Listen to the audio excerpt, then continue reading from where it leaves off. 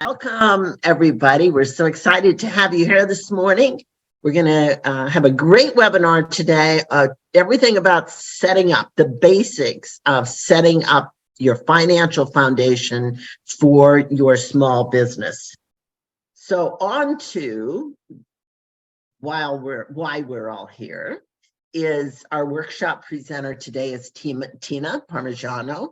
She is the owner of her own TaxWise Services, Parmigiano TaxWise Services LLC, as well as, I believe, and you can tell us more, Tina, it's an online service keeping tabs, which is designed specifically for small business startups. And here is Tina's contact information, and we will be giving that again, so you can contact her directly after. Tina is very experienced in preparing taxes and helping small businesses with accounting. She's been doing this for a very long time.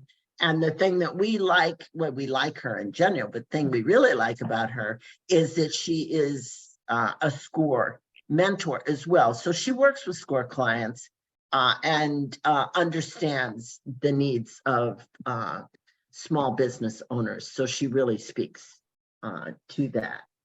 So without further ado, I'd like to turn it over to Tina. And she is going to talk to us about how to set up your financials. Good morning, everybody. It is so good for you all to be here. Well, actually, I should say good afternoon. Let me put my screen up here so I can share that with you. There you go. Yes, I have been the owner and operator of Parmigiano TaxWise Services LLC. I started out with just, believe it or not, with some accounting. I've been doing the practice of that. I work in corporate America as an office manager that went into the bookkeeping part where the CPA came in once a week, and then throughout time he ended up coming in once a year because he taught me the ropes by hand before computers existed. So I've been in this realm of the business world for a long time, let's just put it that way. And recently I have designed a new business that I'm starting up, and it's called Keeping Tabs, Tax, Accounting, and Business Solutions. And what that is for helping small businesses, new businesses to get started and how to keep tabs on your company financials and the best way to set them up. Because in order to grow your business, you have to be planted on a firm foundation. And that is so, so necessary in all things. I live here in New Jersey. I'm down here in Barnegat with my husband of 31 years. I have 4 grown sons and 9 grandchildren who are scattered throughout the United States, some in Ohio, Montana, Pennsylvania. So we're all over. So with that, we'll go up next. Next, we're going to start. Okay, now, no, I don't want to end it. Sorry, I haven't done this in a long time, so my slides are not wanting to slide. There we go. Okay, bear with me, guys. It's been a while. Your business startup checklist. If all of you guys have started or you're looking to start a business, one of the main things that we have to look at, and I'm just going to touch base on the first 2 because those are pretty much a given, is your business name and your entity type. When you go to get your business name, if it is not going to be any type of entity other than a sole proprietorship, then you just go down to your local county courthouse and to the municipal building and register your business, because you want to make sure that your business name is registered in the county you're working in. Because if somebody else does it and you're working in your name, they can, if their name is registered and yours is not, you could actually have to pay them every dime that you earned in your business because you are operating under their business name. So that's just a heads up on that. And once you get your business name together and your entity type, you're going to file your SS4 to get your federal ID number, and then go on to the state of New Jersey and get your business registration completed. I suggest that you find somebody to help you with this.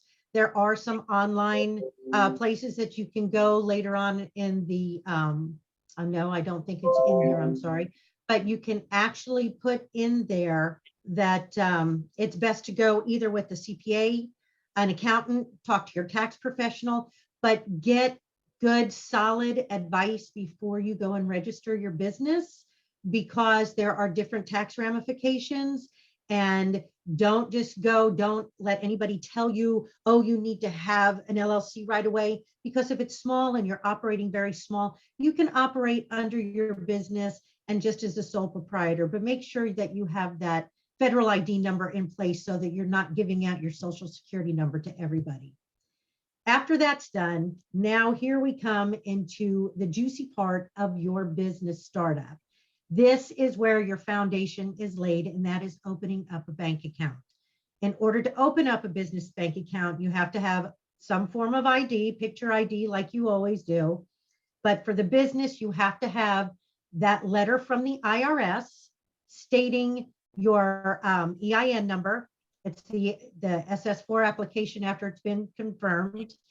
And your business registration, if you're becoming an S corporation or a C corporation, then you would have your certificate of corporation to bring with you. So that is a must. They won't open an account for you without those. But it's extremely, extremely, and I can't say this enough, is to open that business bank account before your first dime is even made. And why I say that is because it's important to keep your business and your personal completely separate. Once you commingle, I don't care if you have paid all that money out to become an S corporation, a C corporation, a limited liability, because you don't feel now you're not, if your business gets sued, then, oh, well, they can't touch me. If you're commingling your bank accounts, guess what? You've broken that veil, and they can come after your personal as well as your business. So please, please, please open up yourself a business bank account.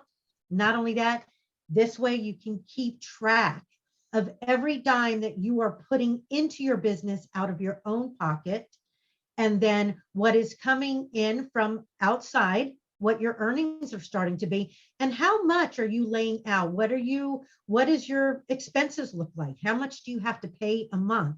Because in your first 6 months of business, you can get a pretty good grip on the basics of what your weekly or monthly expenses are going to be.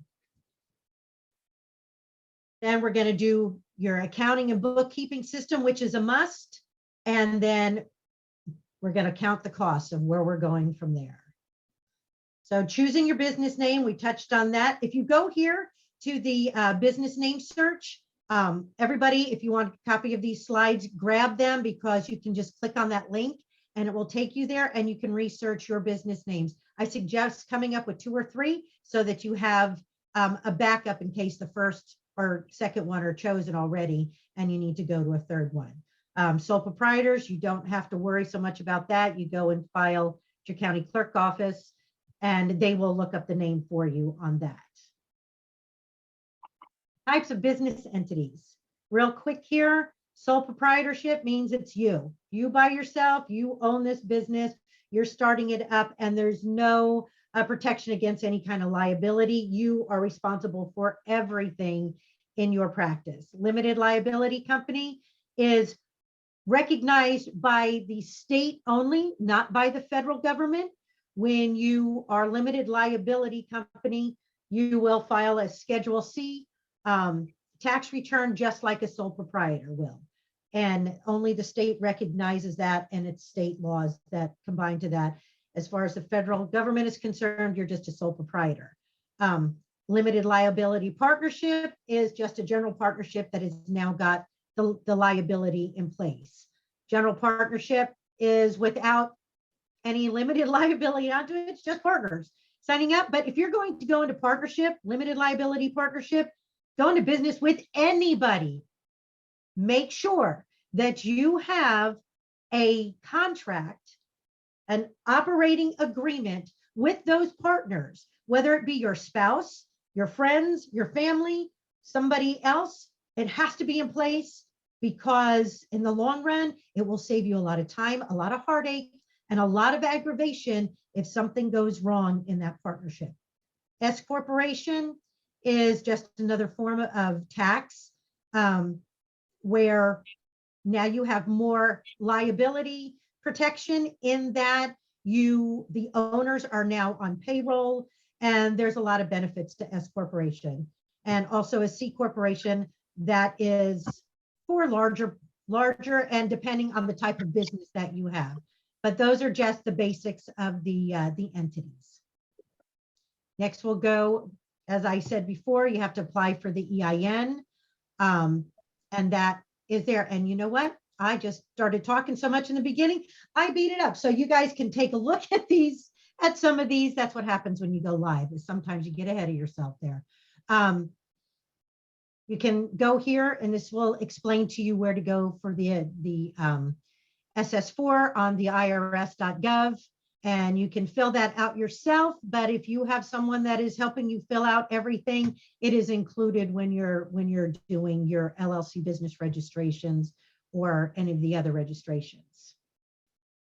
Once again, reiterate, a must do on bank accounts, never commingle. And that is just like, that is the bottom layer of your foundation, is making sure that that account is in place. The do's and don'ts and the types that you should have, like I told you before, with the documents that you needed for this, and also the types of checking accounts that I suggest is, of course, you're going to open up a business checking account. I also suggest to all my clients that they open up a savings account as well for the business.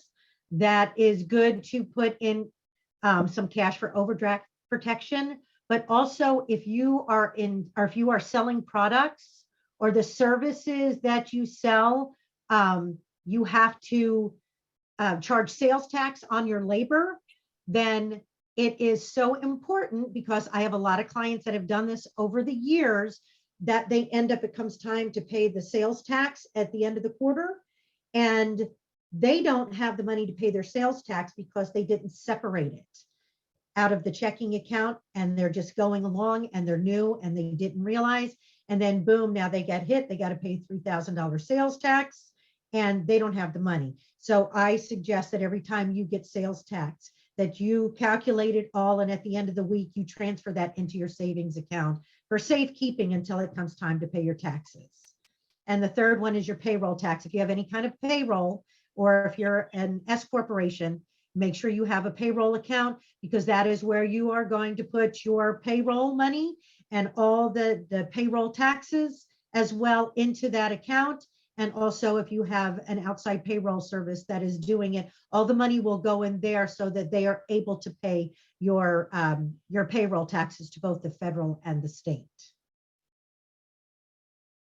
Next, whether it be old school in paper journals and file folders or manila envelopes, or you're more savvy, tech savvy, and you've learned Excel or an accounting program, this is the next step on your foundation. You know, we've already put the rebar and the flooring in. Now it's time to really solidify it. And that's by putting in a good accounting or bookkeeping system in place. I don't care if you're only making $5 a week, you need to track this.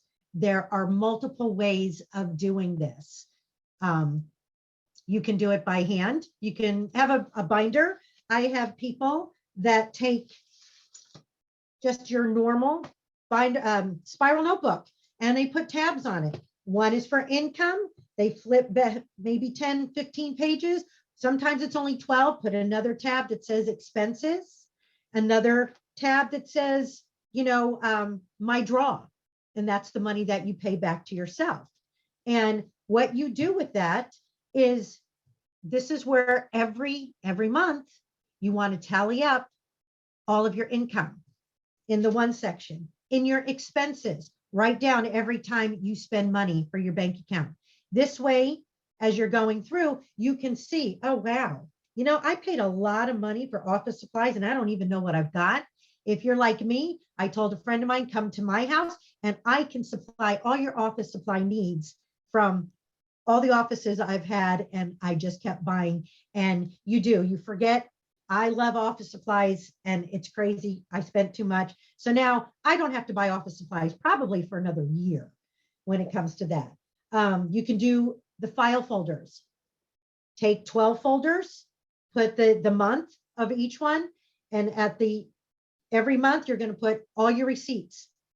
And on the front of it, you can put a piece of paper that you can just tape to the front of it, and it's going to be your expenses.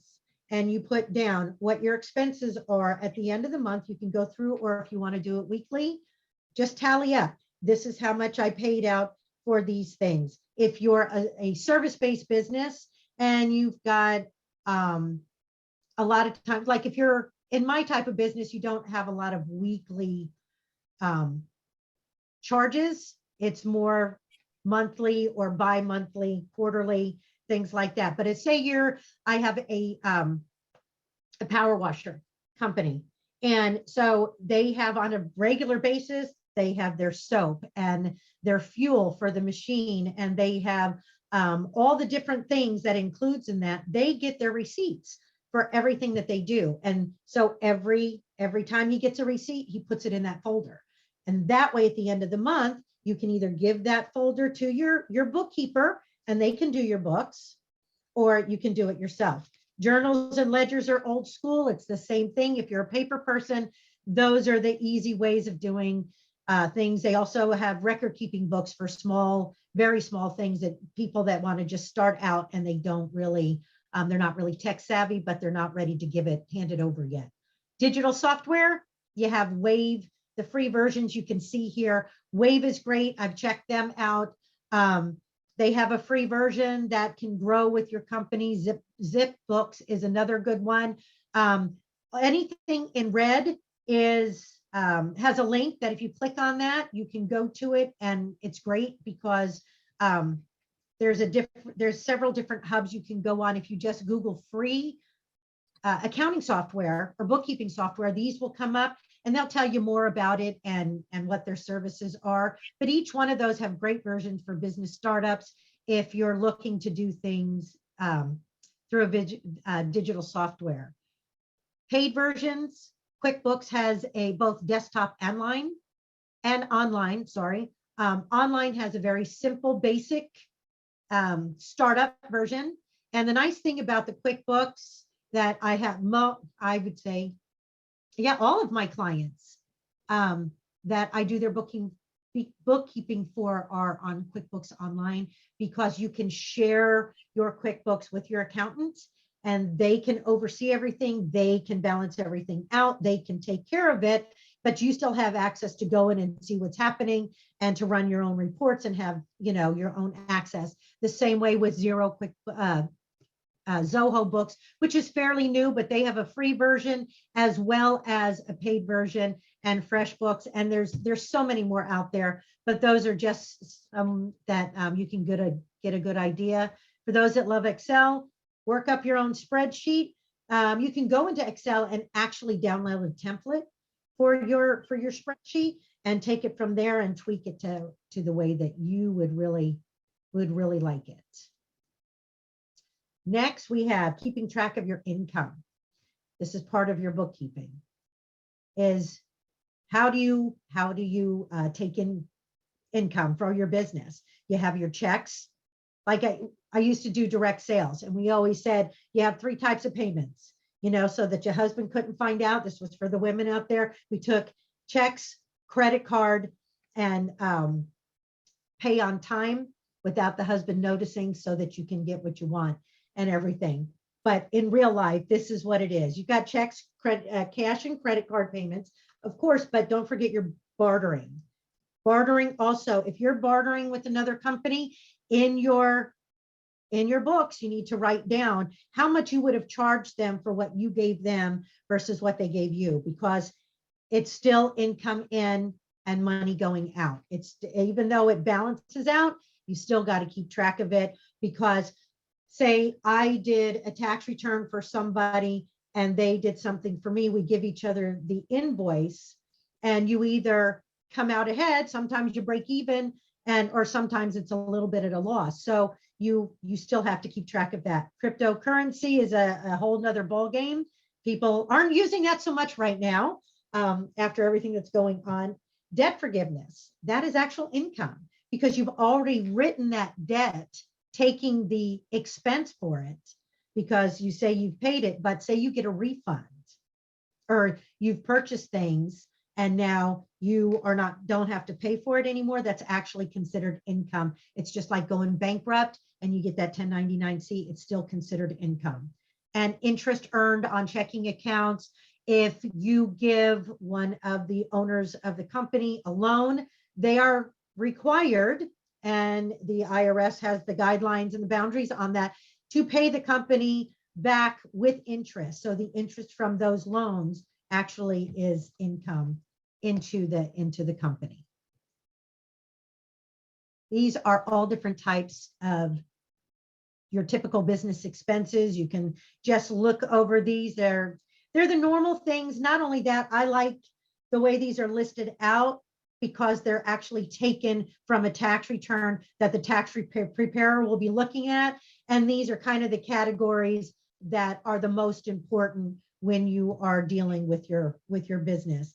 These are your typical type. Each type of business actually has certain things that are for them that wouldn't be for others, like contractors that use dumpsters and excavation equipment, and all of these other kind of things aren't the same as somebody that's just doing bookkeeping or that owns a bakery or a store.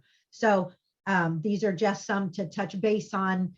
And when you are doing, that's why another reason for bookkeeping, and I'm going to keep saying keep your bookkeeping, is because this way you can do it to meet with you. And this is also another reason to have a bookkeeper or an accounting advisor helping you to make sure you get your chart of accounts set up. And that is why we're going to go here. Your chart of accounts, this is how you set up your accounting system. QuickBooks, you can't do anything. Your chart of accounts is what goes on your balance sheet, which is your assets, your liabilities, your income and expenses. Your assets are everything that you own in your business, from your cash to your equipment to, the stocks, all of those things. Also, the receivables, and receivables are actually, they're assets because you will get paid on them, but receivables become a liability when people don't pay you.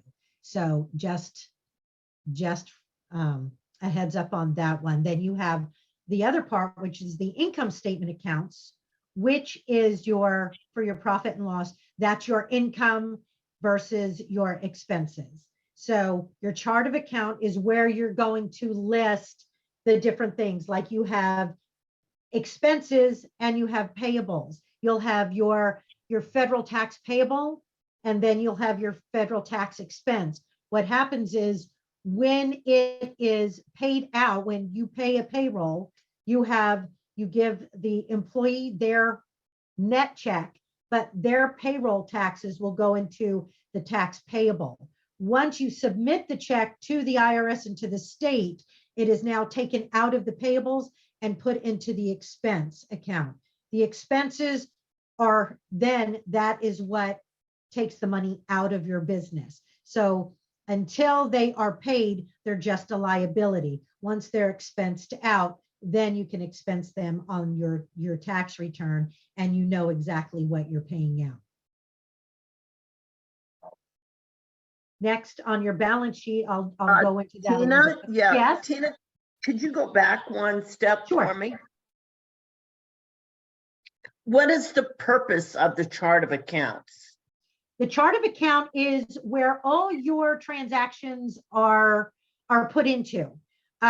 This is when an accountant, or whenever you set up a QuickBooks or anything like that, you will be setting up your chart of account. At the very top of your chart of accounts, you're going to have your bank accounts listed. You'll have your cash, your petty cash, your bank, your payroll bank, those types of things. And then it will list your credit cards and your equity in the company, your shares that you put in, every ounce of money that you put into it, and it keeps track of that.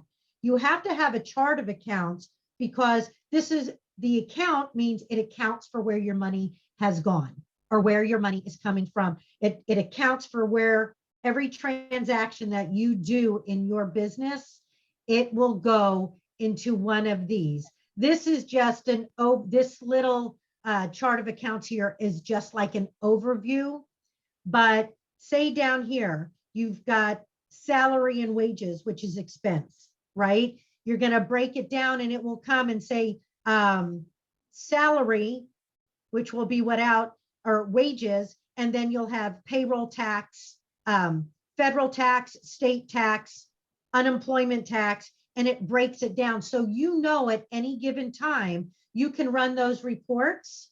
And this is where all the information for the reports, your profit and loss and your balance sheet, profit and loss is also called an income statement, and your balance sheet numbers are going to come from. So unless your information is put into the right accounts on your chart of accounts, you're going to be all over the place. That's why if you really don't know accounting and you don't know bookkeeping, and it would be like me going to the plumber and saying, here, let me do I can just do the plumbing for me, even though I have no idea. I'm going to do it for myself. Are my pipes going to last? No.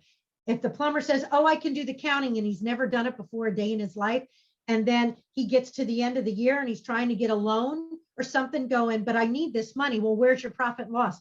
What's that? Where do I get these numbers? I had a woman in business for 5 years, and she went to go buy a house. She says, can you please help me put a profit and loss together? Because I have no idea what that means. And my bank just asked me for one. But for 5 years, she was in business and had no idea, because she just did everything herself and had no idea. So this is extremely important that your chart of accounts is put in place and done right for your business, because not everybody needs to have raw materials consumed. You know, if you work from home, you don't have office rent. You know, there's different things. A lot of companies, until you get bigger and you're investing in other companies, commingling companies, or should I say joint venturing with other companies, the dividends, incomes is not going to be there. So there's different things on here. So it needs to be set up for your business and for your needs, because not all businesses are the same. Thank you. You're welcome.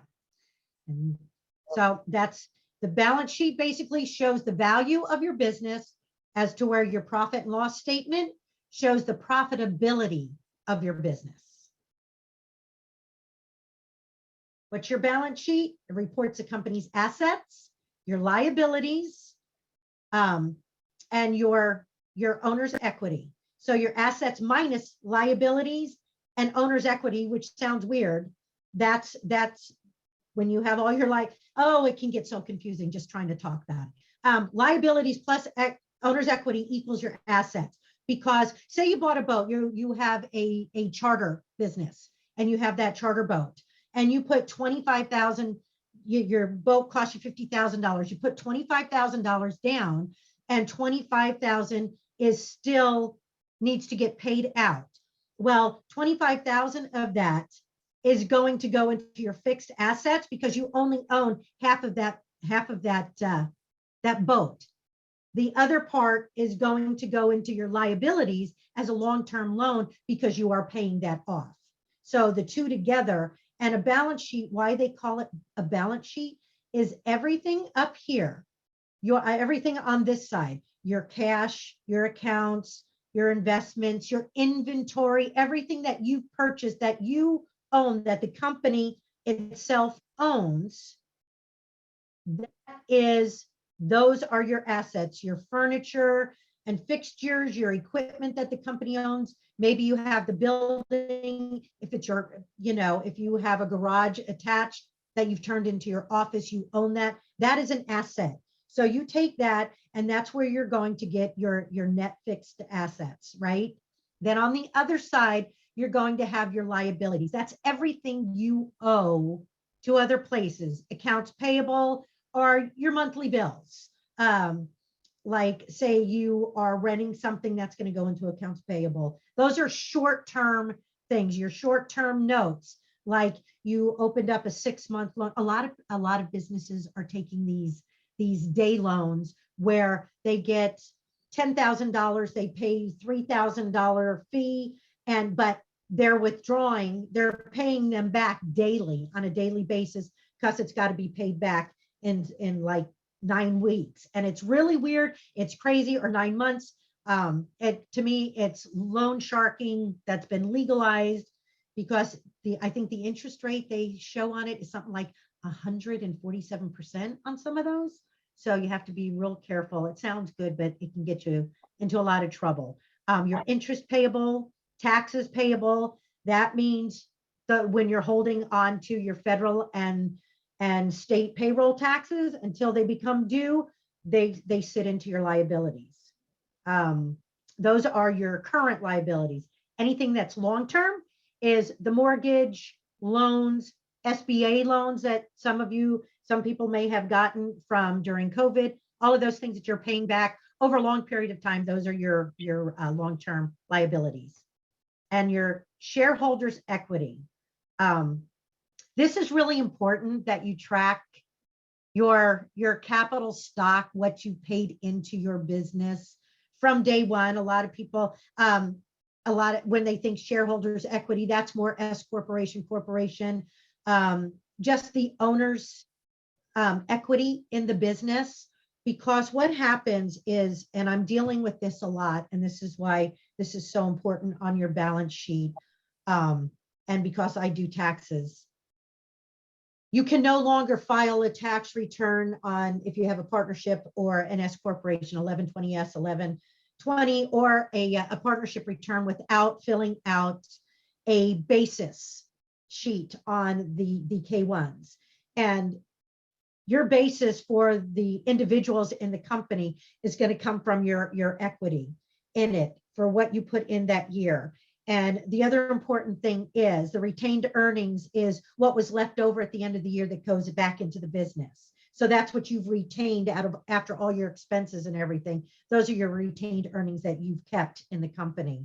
But when you build up your capital in your business, that means when you keep track of, okay, I spent $5,000 for research and for, putting everything into place. That's all the money that you took out of your personal pocket that put into the company. Now, say 10 years down the road, through time, you have put in more than $100,000 into your company. And you feel like, you know what, I want to sell my company. And they offer you $200,000. Okay, well, the first thing that you're going to do is you're going to be able to take back your investment into that company. That is yours. That's what you've already put in. You don't have to pay tax on that because that was money that you had already paid tax on. That was just getting you there. So it's so important. And on tax returns now, we have to separate that, and you have to put that in if you are filing any other type of business form other than a Schedule C. It's got to go on there. And even an S corporation where you're a single member S corporation, that K1 has got to have your capital stock in there. It's got to have your basis set up in there, and it changes every year. So it's very important. And after dealing with the company, I think we're going into our 4th year, we had to restart the books all over again because it was just all over the place, and everybody had hundreds of thousands of negative earnings and the bank accounts had like $200,000 negative in the account showing on the QuickBooks, which we know that that's wrong because they're operating and I know what they earned, but that's why it's so important to have your books. So that's what we have for so your assets will equal your liabilities and your owner's equity. Those two numbers will be exactly the same here at the bottom. Your total of each thing. That's why it's called the balance sheet. It's got to balance out. So everything on the left will match with everything on the right on a total basis. Next, we have your profit and loss, which these are fairly easy because it's kind of like just keeping track of your checkbook, if you're, you do your budgets and things like that, that's basically what this is it's an income statement. So you have your income, all your gross sales, everything that you have got received into your business for income goes into your gross sales. Then you subtract out stuff. If somebody, say you have products that you sell, somebody returned it and you've got to refund their money, that's where you would log in your returns. If you're giving a discount and it is below what you paid for it, that discount will go here on these lines. Bad debt is when somebody doesn't pay you when they purchased an item, they received that item, but you never received the monies for it. And that is what goes there. Also, your rent, if you are renting property, if you're gaining interest, or royalties, somebody is representing you and you are paying them on a monthly basis for representing you. That's basically called royalties on your income, and that, or you're representing somebody else, I'm sorry. And it's kind of like an affiliate program. You're getting royalties because what you did for them. These cars that drive around with the big ads on it, they get royalties from that company for advertising for them. So all of that is considered your income. Your expenses, we don't list all the expenses the way they are in your accounting as far as, detail by detail. Here, it kind of gets grouped together, like direct payroll, indirect payroll. I'm not quite sure on the indirect payroll. That's a new one for me. I just pulled this off. Oops.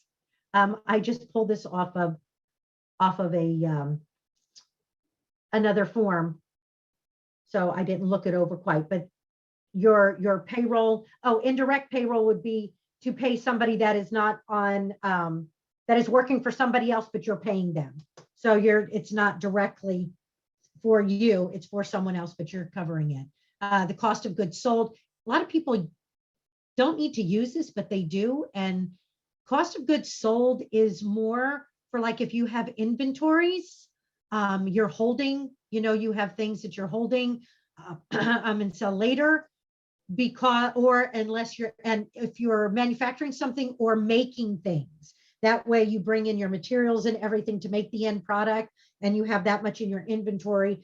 And that's where you would use your cost of goods sold. A lot of people use that without even realizing what it is.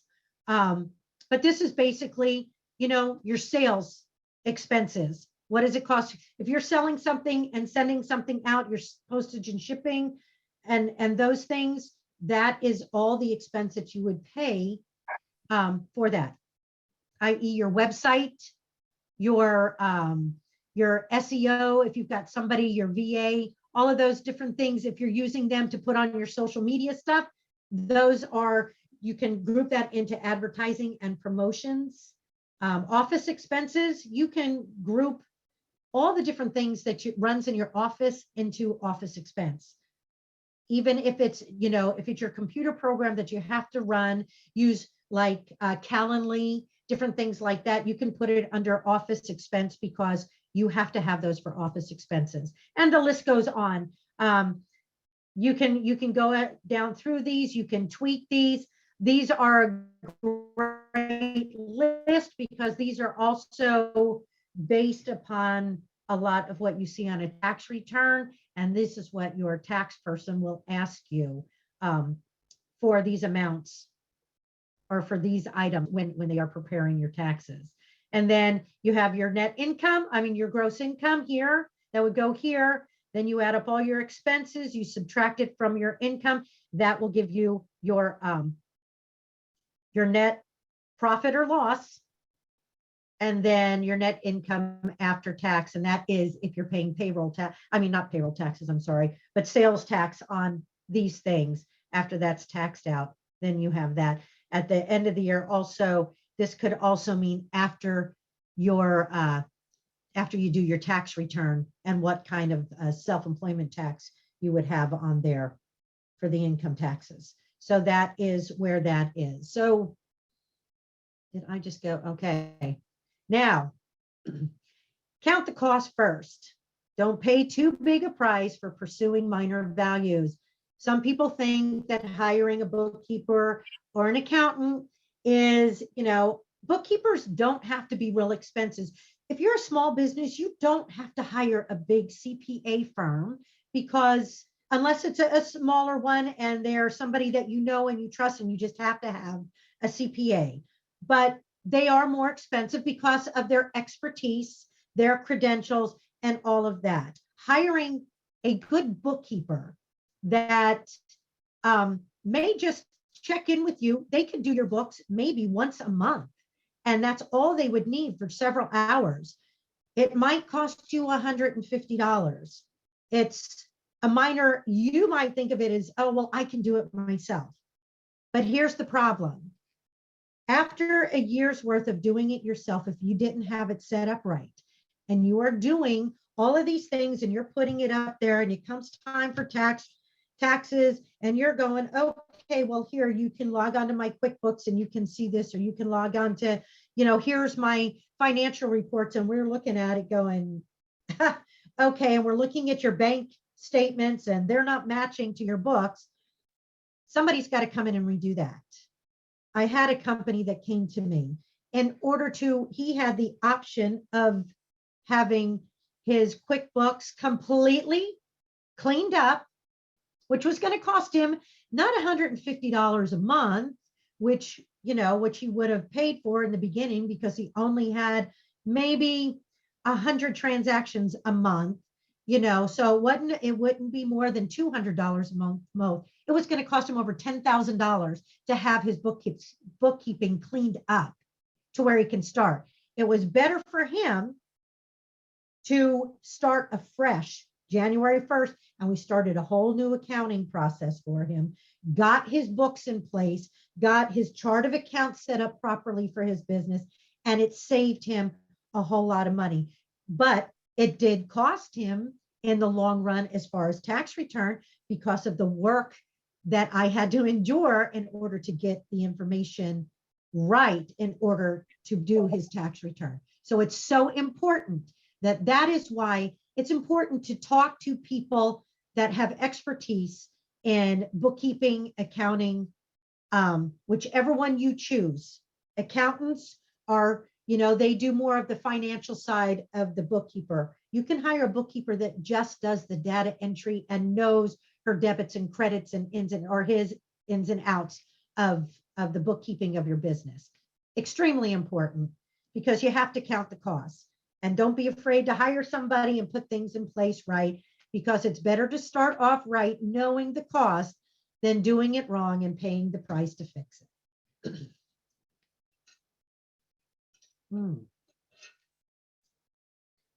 Your startup cost checklist. Okay, this is just a real quick checklist when you get these slides, or if you, I can even set this up into a PDF and get it over to Jane if anybody wants this kind of checklist that they can print off from this. It's just a great checklist when you're starting your business, and an idea of what you're going to have to put money out for. Your formation, the business registration, if you're paying somebody. Along with that, if you haven't started your business yet, or you did it yourself, if you're hiring somebody to do it, they've got what's called a registered agent. And if you are starting, some people say, oh, well, I started my LLC in Delaware because it doesn't have property. I mean, it doesn't have the tax and everything. Well, the thing is if you're working out of New Jersey, you still have to file a New Jersey tax return, and you still have to pay the tax on it. So it really doesn't do you any good to open up an LLC or a corporation in any other state than the state that you live in which you are doing business in. Online is a totally different ballgame, because it is online, but you are representing your business there. So this is a great checklist of all the different things you need. Registered agent has to be, and they're the ones that keep track of your legal documents as far as your annual reports that you have to file with the state to keep your business registration active. Your research and development, if you're checking out your marketing research, all of those things, cost you money. Advertising and marketing costs, your logo, your branding, what is it going to look like? Your website, are you going to do Facebook and all of those different things and pay for ads? Your legal, have a legal advisor on hand. You're going to need some legal advice at different things, especially when it comes to talking about, partnerships and putting different things in place, or if you need a contract with a client, you want to seek legal advice. Accounting and tax professionals, they are definitely a must. And taxes and accounting are not always the same. If you're going to hire an accountant that is also going to do your taxes, make sure that they do both and they practice both and they're updated on all the tax laws, because sometimes there's a difference there, because your accounting books are not going to be the same as your taxes. Office supply software, you can read through these. Just a great promotional items and samples. Publications, if you need a monthly, newsletter or magazine that you get in your industry, those are all costs that go into your expenses. Continuing education and the mileage that you're driving around, checking out different places, talking to different clients or potential clients, or even your legal advice and all of that. Make sure you track everything as you're getting ready to start up your business. And don't forget about your taxes. After the first year, you want to make sure, if you're doing good business, you want to set up quarterlies. And that's something that you want to make sure you talk to your tax professional or accountant about, because the state of New Jersey doesn't accept paper anymore as far as the filings. So you need to know how to set that up to pay quarterly taxes, income taxes to your federal and state on your business income. And the last thing that I want to just touch base on real quick here is 5 key advisors that you should have on your team. And that is your accountant, bookkeeper, CPA, tax professional, 1, 2, whatever you need. That is great. Build up a rapport with your bank associate. Find somebody in your bank that you trust and you can work with, that you can talk to, because as you grow and your financial needs get bigger, you can talk to them about lending, about a great business credit card, all of those things. I myself have a business coach or a business advisor that can help you in strategic planning and moving forward, helping you, redo your business plan, all of those things. Your legal advisor, a good attorney that can help you along the way, and a great marketing advisor, somebody that knows your type of business and how to market the best so that you can get a great return on your investment. Because after all, when you spend the time and the effort and the money in putting down a solid foundation and you know where your numbers are, all of these people come into place into growing and to building a successful business. And wow, and I guess it didn't leave on the last one, but with that, I'm going to say thank you very much for everything. I'm going to end the slideshow here. And then great. That was a lot of information in a short time. Thank you so much, Tina. You're quite welcome. We do have a couple of questions that Okay. Maybe you can help us with. Sure. If you have a business name that you want to change, what's the best option? Do you just do doing business as a DBA, or should you completely change the name? Now, it depends on if you have a business formation, that if, say, you're already an LLC, there is a form that you can fill out, because an LLC is basically with the state. You can change that. What you do need to change would be your federal ID number. But I myself did a DBA for my keeping tabs, because it's going to fall under my tax business, because I'm still keeping that. So it's going to be just a DBA. So you can do both if you don't want to completely change the other business. If you are getting, zoning out of the other one, eventually getting rid of the first one completely and just changing the name, I would go in and file the correct paperwork and changing it. As long as you file the right documents with the state, there's several different forms on the business registration. And it, like I said, it also depends on if you're a sole proprietor or if you're an LLC or an S corporation. Do you have the website to go to change the name? Do you know that right off? You would just go to the, what is it, state.nj. You know what? Here, I will look that up. One place you can go for this question and to get help with it as well from the state is business. Yes.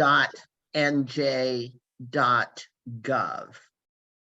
That's not Right. the actual place you go to, but you could ask that question as well.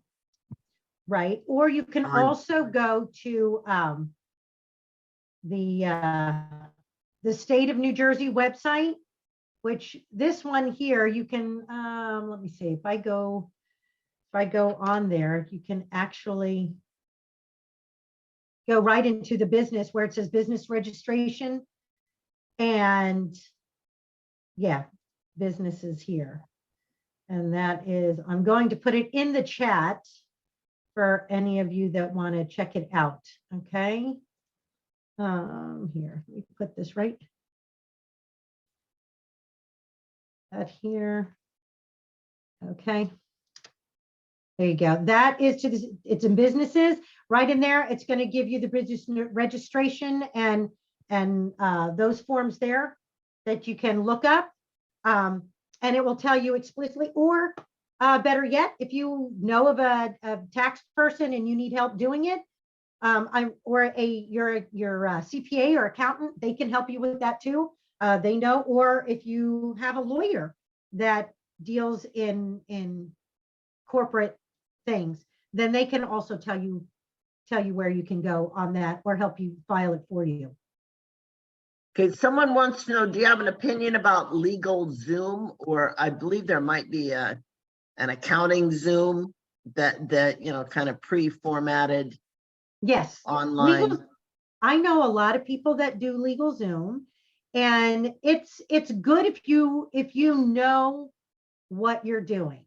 If you're savvy in that, if you have enough information, because just filling out the forms and doing certain parts of it, there are parts that you miss off. I had a client that just decided that they wanted to be, you know, they filed their information to become an LLC, and then they decided that they wanted to do an S corporation, and they just filed the one simple for requesting to be taxed at an S corporation. They did it themselves. We filed their tax return. They said they had everything. They didn't end up doing the SS4. They didn't end up doing a lot of the other forms by the state. So you're only getting what you pay for on LegalZoom. If you don't know the ins and outs and the background of it, then I would suggest there's other ones which like My Corporation is a good one. InkFile, you can do some of those because they actually have people there in your state because they can become the registered agent for you. Like I said, they usually charge like $99 a year, but they handle all the legal documents like your annual filing and things like that for you. Because if you don't have a permanent address, in which physical address that the IRS and the state can send you those documents, they'll send them to a registered agent on your behalf, because there has to be a physical address in case of any kind of legal documents that need to be sent. A lot of times, yeah, at SCORE, we say, you don't know what you don't know. So exactly, that's why you hire an attorney. That's why you hire an accountant. You can do things online. The materials are set up. But like Tina said, you're going to get what you put into it. You're not going to get the thought and the way an attorney would think about things. What are the 105 things that can go wrong here? right? And how can I protect you? Because you don't know those 105 things that can go wrong. Yeah. So for very, very simple things, it might be fine. If it gets a little more complicated, you may not be getting, you know, the full thought process into either the accounting or the legal. Right, right. I have someone who says, I have LLC registered for lease negotiations, but hasn't started the business yet. She received an automated email from New Jersey State regarding filing an ST 51, Which is, 451. okay, state sales tax? Okay. Do I need to file the forms even though I have not started Yes. the business yet? File the quarterly forms and just put all zeros. Because what happens is that even if you haven't started the business yet, but you filed and said that, yes, you'll be collecting income and it's taxable income, then what happens is the state of New Jersey is going to say, well, we don't know if she's collecting it under the table and hasn't said anything. So now we're going to fine you because you were supposed to. And the state of New Jersey doesn't show mercy that often. I had somebody hit with a $600 bill and they had no income, but they forgot to file their sales tax return. So yes, just file all zeros and click it and you'll be good. Great. That's great. So this is good. We're going to send out Tina's slides to everyone so you can take a look at those. And just be sure you set up, as you're starting your business, all of this financial foundation materials. You won't be sorry if you start it right from the very, very beginning. So thank you, Tina. We really appreciate your information. We appreciate your follow-up with your slides. Good luck, everyone. You can work with a SCORE mentor. So go to centraljersey.score.org. And we would love to work with you to help you do this work as well. Thanks, Tina. You're welcome. Thanks, everybody. Take care. Have a good one. Bye-bye.